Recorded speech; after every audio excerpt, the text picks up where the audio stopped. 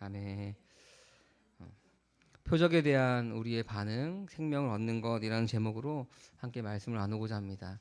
우리 먼저 옆 사람과 인사를 하겠습니다. 함께 예배함이 기쁨입니다. 네, 함께 예배함이 기쁨입니다. 사랑하는 성도 여러분, 이제 드디어 교회 옥상에 십자가가 설치가 완료가 되었습니다.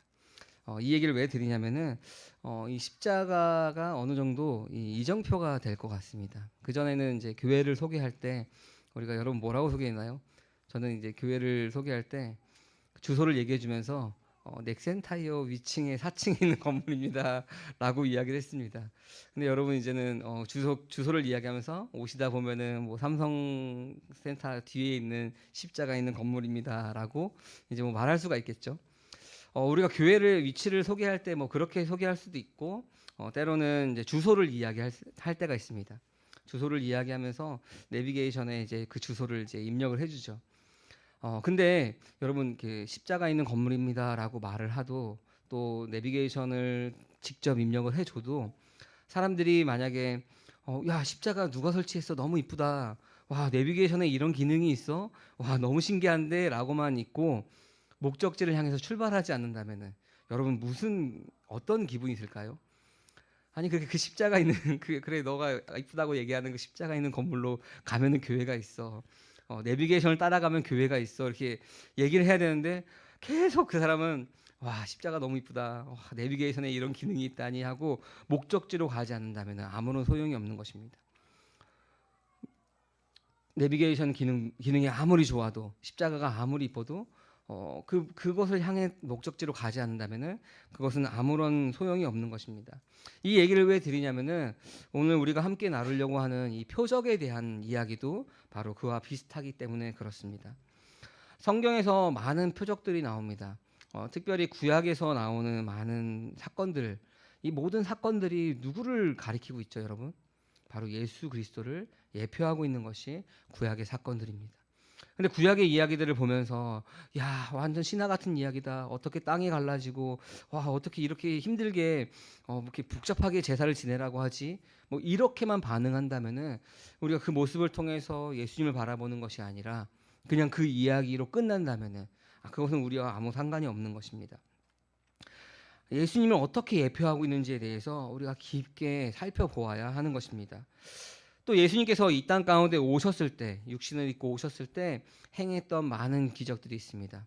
물이 포도주가 되게 하고 바다를 잔잔하게 하고 죽은 자를 살리시고 눈먼 자를 눈뜨게 하고 이런 많은 표적들이 있습니다. 근데 그 표적들 여러분 그 표적들을 보면서 우리가 무엇을 봐야 하죠? 예수님이 하나님의 아들이시구나. 예수님이 그리스도이시구나. 메시아이구나를 보아야 하는데 그 기적 자체만 본다면은 와 어떻게 물을 포도주로 만들었지? 어떻게 죽은 사람을 살렸지? 그것만 보고 따라간다면은 예수님이 하나님의 아들이신 것과 예수님이 그리스도이신 것을 볼 수가 없는 것입니다. 기적의 행위 자체가 목적이 되어 버린다면은 그 표적이 가리키고자 하는 것을 볼 수가 없는 것입니다. 표적에 대해서 참된 반응을 보인다면은 그 표적이 가리키고 있는 것을 우리는 봐야 하는 것입니다. 십자가 있는 건물이 교회야라고 한다면 교회로 들어와야 되는 것이고 내비게이션의 목적지를 친다면은 그 내비게이션의 안내에 따라서 목적지로 운행을 하면 되는 것입니다. 예수 그리스도께서 보여주신 그 많은 표적들, 성경에 나와 있는 많은 이야기들이 그냥 하나의 신화 같은 이야기로 끝나는 것이 아니라 그 이야기들이 바로 우리를 예수가 하나님의 아들이신 것과 그리스도이신 것을 우리 가운데 증언하고 있는 것입니다. 그럼 그 표적이 가리키는 것을 우리가 올바로 볼 때 그 표적 자체가 목적이 되는 것이 아니라 그 표적이 가리키는 것을 우리가 얻을 수 있게 되는 것입니다. 여러분 그것이 무엇이죠? 바로 그 아들의 생명을 우리가 갖게 되는 것입니다. 이 아들의 생명을 가진 자가 하나님 안에서 바른 관계를 맺으면서 살아갈 수가 있는 것입니다. 하나님과 바른 관계 안에 있는 사람들은 표적 자체만을 기적 자체만을 구하는 것이 아니라 생명으로 살아가는 삶을 바라봅니다. 이 표적이 더 이상 내 삶 가운데 일어나던 일어나지 않던 중요한 것이 아닙니다. 왜 그러죠? 그 표적을 통해서 우리가 얻고자 하는 그 아들의 생명을 얻었고 하나님과 우리가 함께 하게 됐기 때문에 그 표적은 우리 가운데 일어나도 감사, 일어나지 않아도 감사한 것입니다.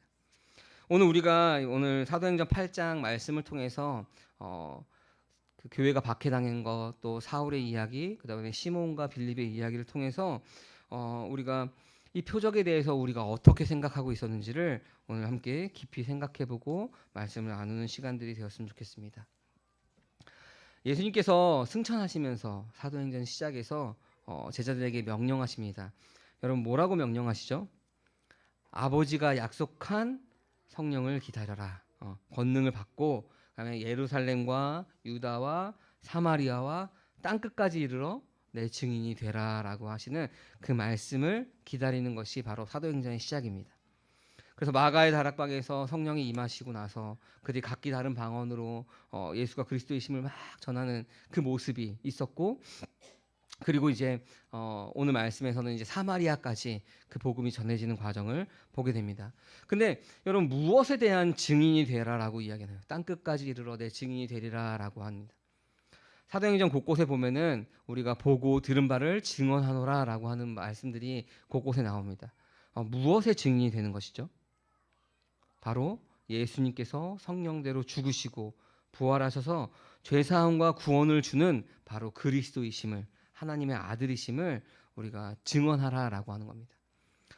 성경에 나오는 사도들만, 성경에 나오는 제자들만, 성경에 나오는 예수님을 따르는 무리들만 그것을 증언하는 것이 아니라 오늘날 저와 여러분도 그것을 보고 들은 사람으로서, 그것을 경험한 사람으로서 그 일의 증인이 되어야 하는 것입니다. 땅 끝까지 이르러서 내 증인이 되라라고 하는 그 명령을 우리가 받아서 증인이 되어야 하는 것입니다. 근데 여러분 그 생각이 들죠. 그래, 땅 끝까지 이르러 내 증인이 되라라고 했는데 그러면 내가 증인으로서의 삶을 어떻게 살아야 할까?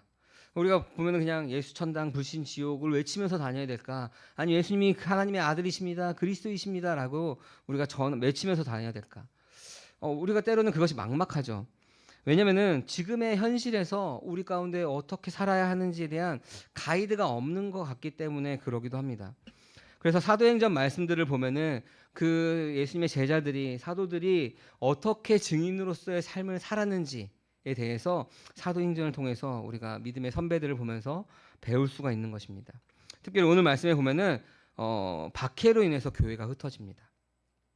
그러나 그것은 흩어져서 없어지는 것이 아니라 흩어짐으로써 복음이 전해지는 모습을 보게 됩니다. 어디까지 가죠? 예루살렘 안에 모여있던 제자들이 유대와 사마리아와 땅끝까지 흩어짐으로써, 박해로 인해서 흩어지면서 전해지게 되는 것입니다.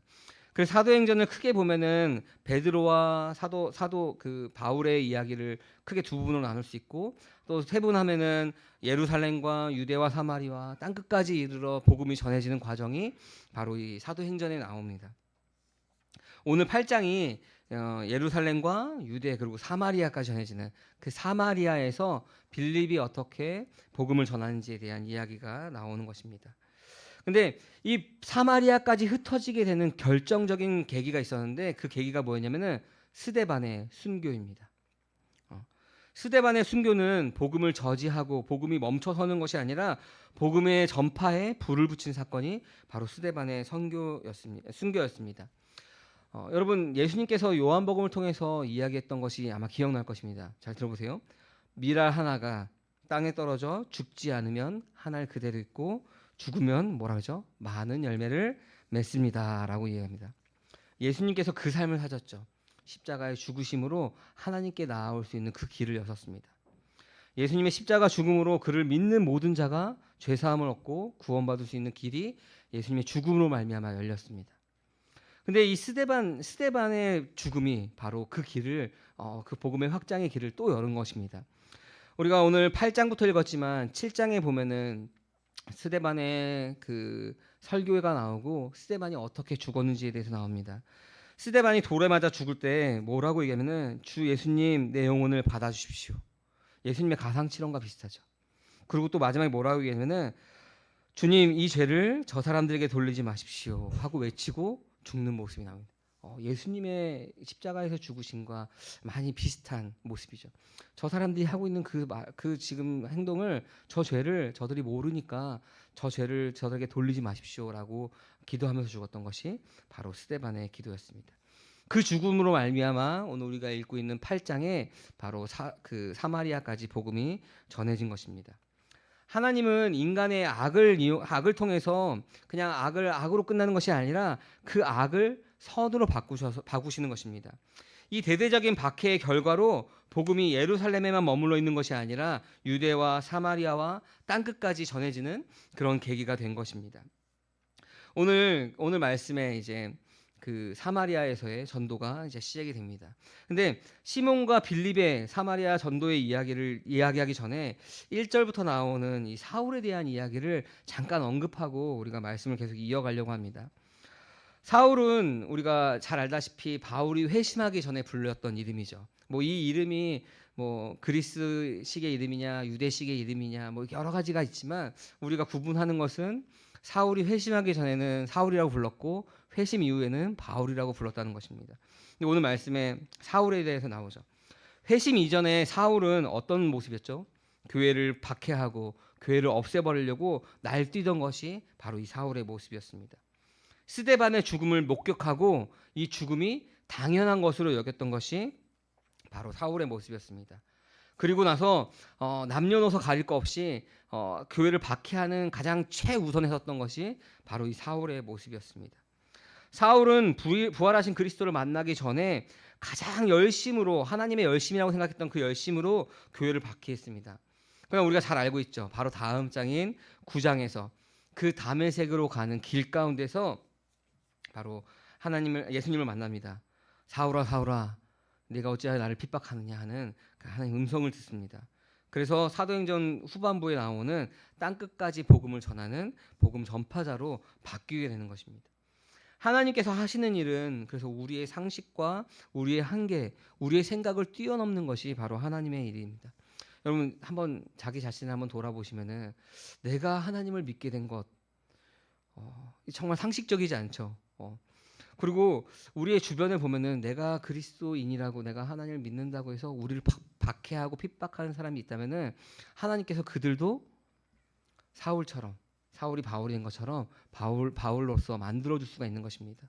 그러니 우리가 나를 핍박하는 저 사람들 통해서 하나님 저 사람을 어떻게 좀 해주세요. 우리가 이렇게 기도하는 것이 아니라 이 스데반의 기도처럼 저 죄를 저들에게 돌리지 말아달라고 하는 기도가 바로 우리의 기도가 되어야 될 것입니다.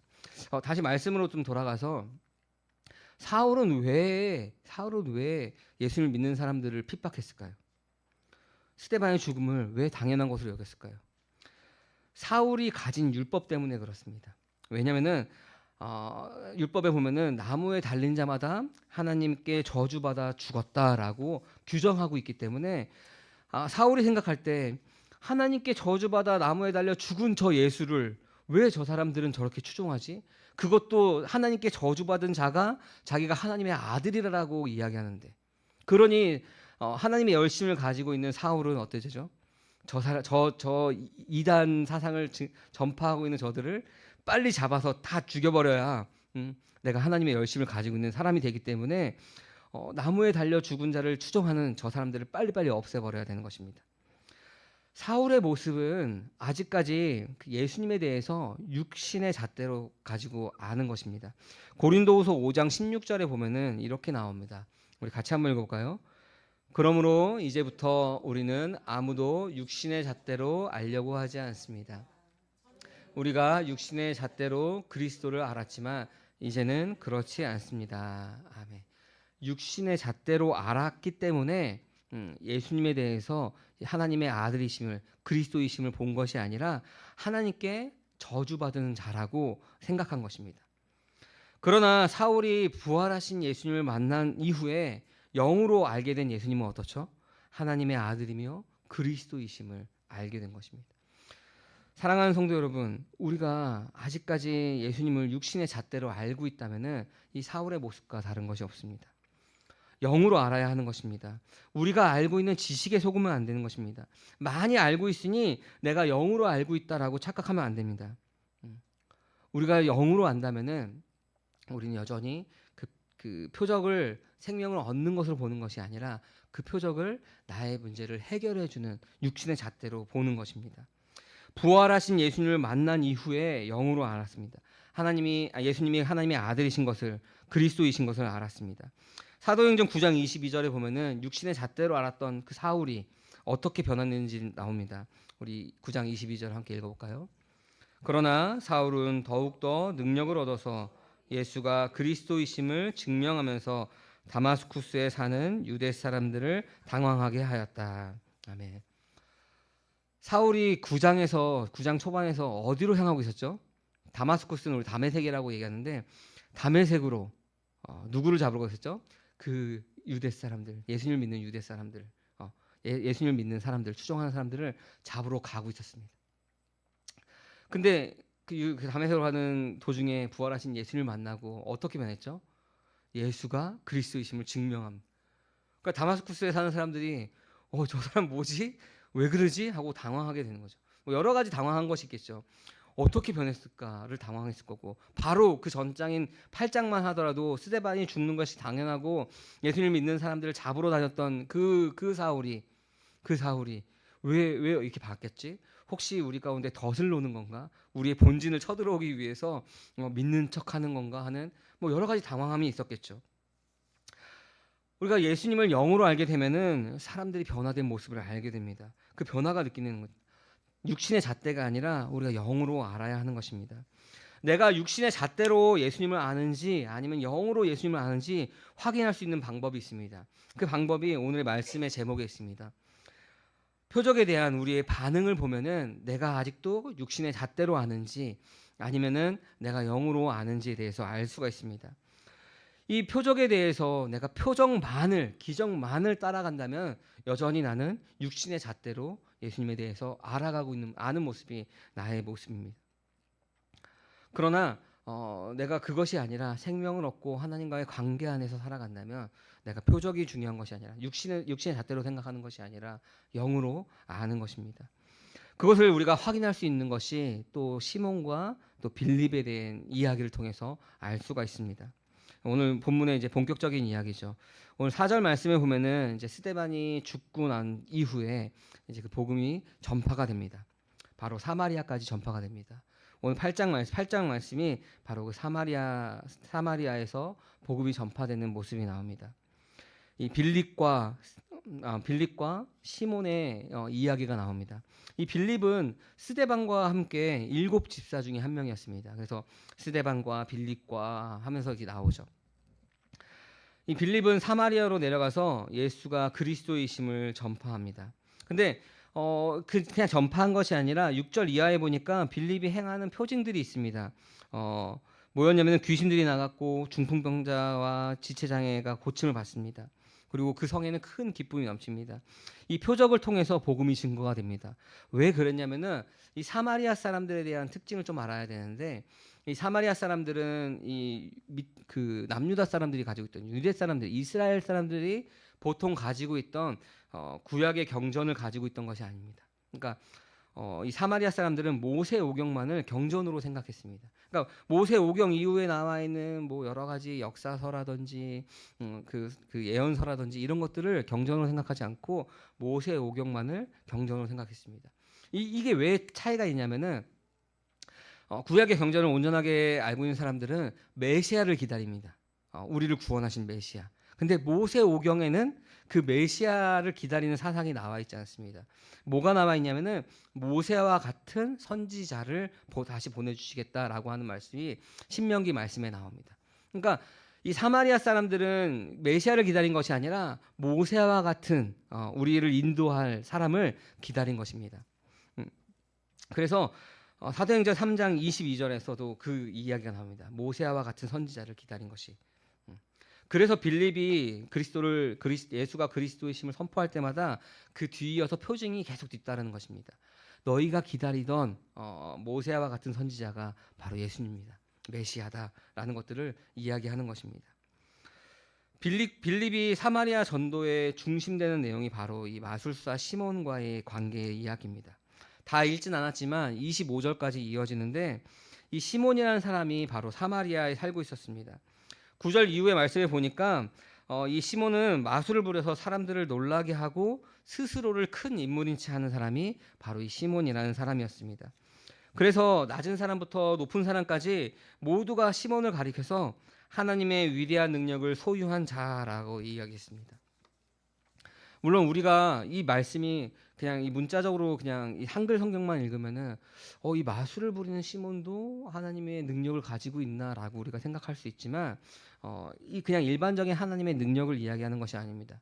NIV 성경에 보면은 제가 영어를 잘 못하니까 영어가 아닌 번역한 글을 읽어드리면은 영어 성경에 NIV 영어 성경에 보면은 위대한 힘이라고 부르는 신적 능력이라는 것을 가지고 있는 것입니다. 그러니까 하나님의 능력이 아니라 그냥 이렇게 그 당시에 마술을 부리던 마술사가 가지고 있는 그런 이방 신들이 가지고 있는 그런 신적인 능력을 가지고 있었다라는 이야기입니다. 사마리아 사람들이 오랫동안 그 시몬의 마술에 현혹되어서 그 시몬을 따라다녔던 것입니다. 11절 말씀에 이렇게 나옵니다. 우리 같이 한번 읽어볼까요?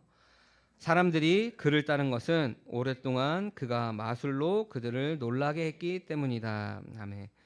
사람들이 시몬을 따랐던 이유는 뭐죠? 시몬이 뭔가 위대하거나 그런 게 아니라 마술로 사람들을 놀라게 했기 때문에 누구를 따랐죠? 시몬을 따랐습니다. 그러나 사마리아 사람들은 빌립이 하나님의 나라와 예수 그리스도의 이름에 관한 복음을 전하니까 남자나 여자나 다 그 말을 믿고 세례를 받는 모습이 나옵니다. 12절 말씀, 12절 말씀도 같이 읽어볼까요? 그런데 빌립이 하나님 나라와 예수 그리스도의 이름에 관한 기쁜 소식을 전하니 남자나 여자나 다 그의 말을 믿고서 세례를 받았다. 아멘. 시몬의 마술과 빌립의 표징이 다른 점이 지금 11절, 12절에 분명하게 드러납니다. 마술을 보고 사람들이 놀라고 누구를 쫓았죠? 그 마술을 부린 시몬을 쫓았습니다. 근데 표적을 행하고 하나님 나라와 예수 그리스도의 이름에 관한 기쁜 소식을 전한 이 빌립의 모습을 보고 사람들이 빌립을 따른 것이 아니라 다 믿고 그의 말을 믿고 그러니까 예수님을 따르고 세례를 받습니다. 그 차이점이 있는 것이죠. 그러니까 오늘날도 우리가 많은 기적들을 행하는 사람들이 있습니다. 뭐 행한다라고 얘기하는 사람들이 있는데 그거를 분별할 수 있는 능력은 그 사람을 따르느냐 아니면 그 사람의 그 표정을 보고 예수 그리스도가 전파되느냐를 보면은 우리가 알 수가 있는 것입니다. 마술을 행하는 이 시몬은 마술을 행하다가 빌립이 전한 이 하나님 나라와 예수 그리스도의 이름을 믿고 그의 복음을 듣고 같이 세례를 받고 빌립을 따르는 모습이 바로 그 시몬의 모습이었습니다. 13절에 보니 이 시몬은 항상 빌립을 따라다녔고 빌립이 행하는 것을 보면서 놀랐다라고 이야기합니다. 빌립이 행한 표적이 사도행전에는 그냥 잠깐만 나오지만 어떻게 이 시몬이 놀랐을까 하는 그런 구체적인 이야기는 나오지 않지만 마술사인 시몬도 놀랄 정도로 놀라운 일들이 벌어졌다는 것을 우리가 추측할 수 있습니다. 잠깐 정리하자면은 우리가 표적에 대한 우리의 반응 그리고 생명을 얻는 것이라는 제목으로 우리가 말씀을 나누고 있습니다. 초반에 우리가 어떤 이야기를 나눴냐면은 순교자 스데반의 순교로 말미암아 예루살렘에서 유대 그리고 사마리아와 땅끝까지 전파되는 그 복음의 전파되는 모습을 보았습니다. 그리고 사울이 육신의 잣대를 통하여서 예수님을 육신의 잣대로 알았던 것을 이야기했죠. 육신의 잣대로 알았던 사울은 어땠죠? 예수님이 하나님의 아들이신 것과 그리스도이신 것을 알지 못하였습니다. 그러나 그 이후에 영으로 알게 돼서는 예수님이 하나님의 아들이신 것과 그리스도이심을 전하는 모습으로 바뀌게 됩니다. 그리고 빌립에 의해서 사마리아의 복음이 전파되는 모습을 우리가 지금까지 함께 나눴습니다.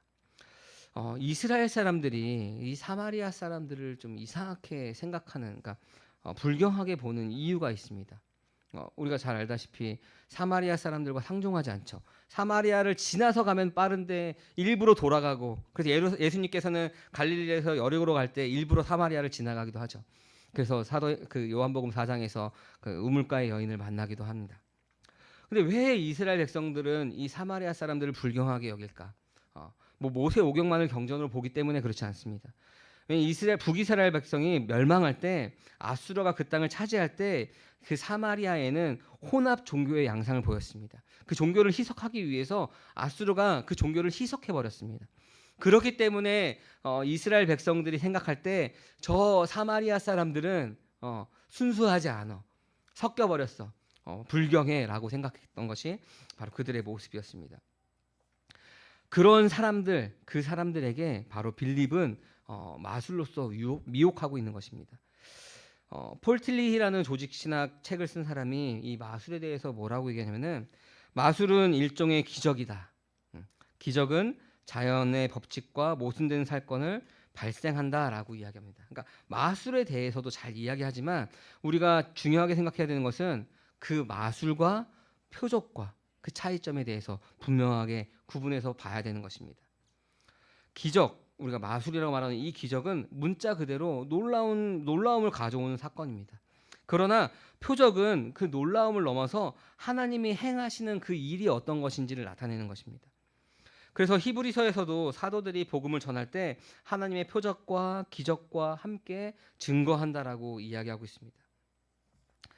이 사마리아 사람들이 시몬이 행한 마술을 보고 이 놀란 것은, 이 놀랐다라고 하는 헬라어가 엑시스템이라고 하는 단어를 쓰는데, 예수님께서 표적을 행하실 때도 사람들이 놀랐다라고 할 때 이 단어가 쓰입니다. 그러니까 사람들이 마술을 보던 기적을 보던 놀라는 모습은 똑같습니다. 근데 그 놀람으로 끝나면은 그것은 생명을 얻는 길이 아닌 것입니다. 놀람으로 끝나면은 그 표적만을, 그 마술만을 따라가는 것입니다. 현상을 보고 놀란다면은 그 표적이 우리 가운데 생명을 줄 수가 없는 것입니다. 우리와 아무런 상관없는 사건으로 끝나버리고 마는 것입니다. 그냥 기적을 보고 와 너무 신기하다, 어떻게 저 다리 저는 사람을 고쳤지, 어떻게 저렇게 저런 일들을 행했지 라고 끝나버리는 것입니다. 종교적인 마술과 예수 그리스도의 이름으로 나타나는 표적 사이에는 결정적인 차이가 그래서 있는 것입니다. 마술은 마술 그 자체로 놀라움을 보여주면서 그 마술을 보여준 그 마술사를 따라가게 되는 것입니다. 좀 이렇게 충격적인 이야기인데, 데살로니가 후서를 읽다 보면은 사탄도 어떤 일을 보이냐면 놀라운 기적으로 사람들을 미혹하여서 그들을 진리에서 떠나게 하는 것입니다. 여러분, 그러니까 우리가 그 표적만을, 그 기적만을 목표로 삼고 따라간다면은 이것이 사단이 행하는 것인지 하나님의 일이 일어나는 것인지 우리가 분간할 수가 없는 것입니다. 그러나 기독교에서 말하는 기적은 그 초자연적인 사건만을 이야기하는 것이 아닙니다. 기독교에서의 이 표적은 존재의 신비를 가리킵니다. 누구죠? 바로 하나님에 대해서 이야기합니다. 하나님의 관계 안으로 우리를 초대합니다. 이 존재의 신비, 하나님에 대해서 이야기하지 않는 기적은 그냥 기적만으로 끝나는 것입니다. 표적이 될 수 없는 것입니다. 그냥 우리를 뒤흔드는 것은 마술이지 표적이 아닙니다. 진짜 표적은 그 표적을 통하여서 우리가 생명을 얻게 되는 것입니다. 여러분, 만약에 제가 치유의 은사가 있다라고 여러분 한번 상상해 보십시오. 제가 치유의 은사가 없는 게 너무나 다행인데, 치유의 은사가 있다고 여러분 생각해 보십시오. 이 향남 지역에서 그것이 소문난다면은 아마 이 자리가 우리 성도님들이 오시기도 전에 막 많은 사람들로 메워 터질 겁니다. 왜 그러죠? 치유 고침받기 위해서. 이것이 농담이 아니라 교회라는 이름을 가지고 그러한 사역을 하는 사람들이 굉장히 많이 있습니다. 근데 그걸 자세히 보면은 그 사람들, 모이는 사람들, 그 치유의 행위를 하는 그 사람 어떻죠? 내가 높임 받고 그 치유의 목적만을 가지고 오는 것입니다. 예수가 그리스도이심이 그들에게 중요하지 않습니다. 내가 지금 고침받고 나의 지금 육신의 문제가 해결받는 것이 중요한 것입니다. 이 땅의 문제를 해결하기 위해서 오는 것입니다. 육신의 잣대로 예수님을 보았던 사울과 크게 다르지 않습니다. 마술을 행했던 시몬과 다르지 않은 모습입니다. 여러분, 그러면은 우리가 기독교의 신앙을 가지고 있는 이유는 무엇인가요? 이 땅의 문제를 해결받기 위해서 여러분 기독교의 신앙을 가지고 있습니까? 물질의 문제, 질병의 문제, 내가 해결하지 못하는 그 모든 문제들을 그 문제만을 해결받기 위해서 여러분 신앙을 가지고 있습니까?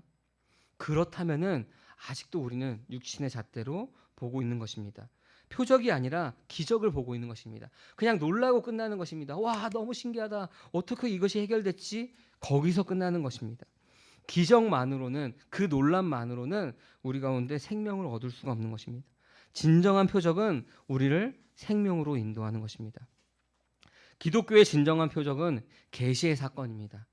바로 이 표적을 행하는 그 이름, 예수님이 하나님의 아들이신 것과 그리스도이심을 믿게 하는 것이 바로 표적인 것입니다. 더 나아가서 그것으로 말미암아, 믿음으로 말미암아 생명을 얻는 것입니다.